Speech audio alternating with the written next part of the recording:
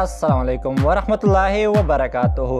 दोस्तانو په نوې ویډیو کې به تاسو ته دروښیم چې څنګه کولی شو د خپل فیسبوک هیر شوی پاسورډ ترلاسه کړو. یعنې دوستانو که چیرته تاسو فیسبوک ډیلیټ شوی وي او تاسو غواړئ چې بیا یې لاګ ان کړئ، نو دوستانو تاسو نه پاسورډ غواړي، ستاسو نه پاسورډ هیر شوی دی، نو دوستانو هغه څنګه کولی شو چې موږ یې بیرته ترلاسه کړو. نو دوستانو ویډیو تر پایه راسره وګورئ چې تاسو هم په دې باندې پوه شئ. نو دوستانو ویډیو شروع کوم د لاندې دمې وروسته.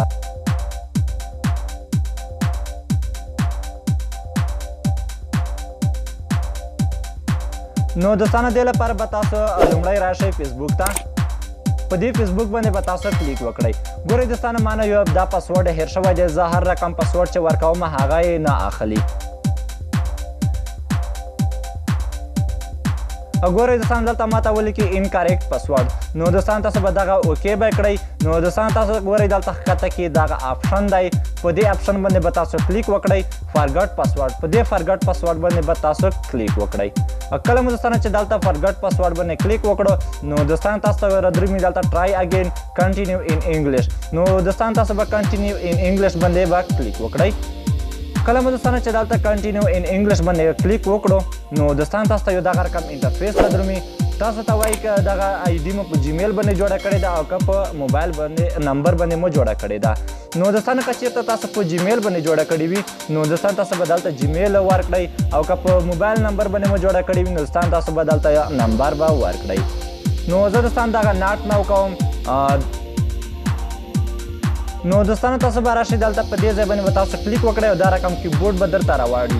نو دوستانو تاسو به پاسورډ به ورکړئ، نمبر به ورکړئ د موبایل نمبر. زه یو نمبر ورکوم.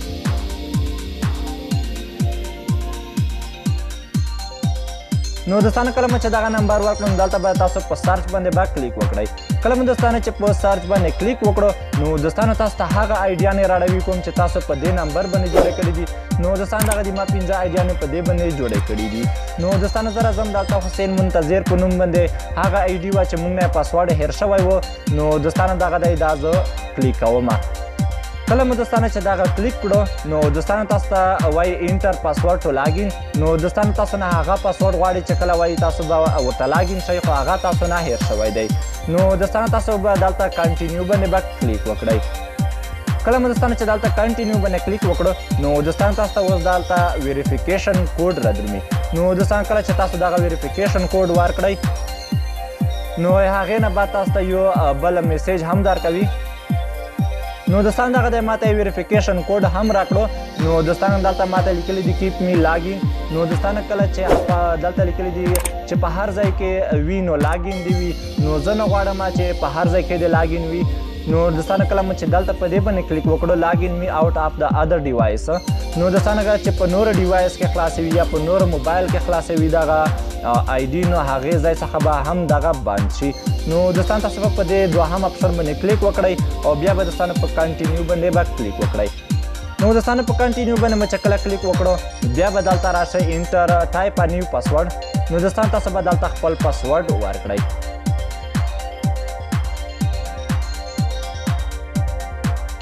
نو دوستانو کله مو چې دغه پاسورډ ورکړو، نو دلته به بیا په کنټینیو باندې به کلیک وکړئ.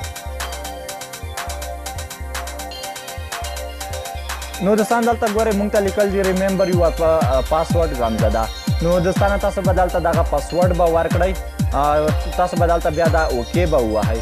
کله مو دوستانو چې دغه اوکې ووهلو، نو دوستانو اوس په هغه آی ډي خلاصه شي کومه چې له موږ څخه پاسورډ هیر شوی و.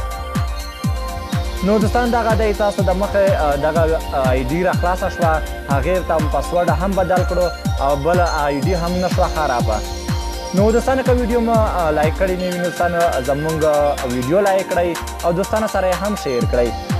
نو دوستانو که چېرته زموږ چینل ته نوي راغلي وئ، نو زموږ چینل سبسکرایب کړئ او په خوا کې د ګنټي نښان سره وایئ چې دا رقم خپلې ویډیوګانې ستاسو وړاندې ته رسیږي.